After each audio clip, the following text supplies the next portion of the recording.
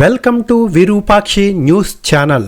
వార్తలు చదువుతున్నది ఆర్కే శ్రీనివాస్. అంబులెన్సులో ప్రసవం, తల్లి బిడ్డ క్షేమం. దౌలతాబాద్ మండల పరిధిలోని దొమ్మాట గ్రామానికి చెందిన మహిళకు పురిటి నొప్పులు రావడంతో కుటుంబీకులు 108 అంబులెన్సుకు సమాచారం ఇచ్చారు.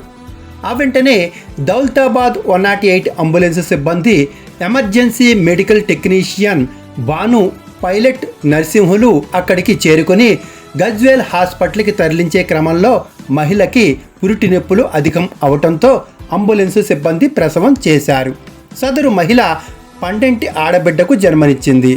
తల్లి బిడ్డ క్షేమంగా ఉన్నారు. వారిని గజ్వేల్ ప్రభుత్వ ఆసుపత్రికి తరలించారు. కుటుంబీకులు 108 అంబులెన్స్కు సమాచారం ఇవ్వగానే సమయానికి వచ్చిన అంబులెన్స్ సిబ్బందికి కృతజ్ఞతలు తెలియజేశారు. గర్భిణీలు అత్యవసర సమయంలో 108 సేవలను వినియోగించుకోవాలని ఉమ్మడి జిల్లా ప్రోగ్రాం మేనేజర్ జనార్దన్, జిల్లా కోఆర్డినేటర్ హరి రామకృష్ణ తెలియజేశారు.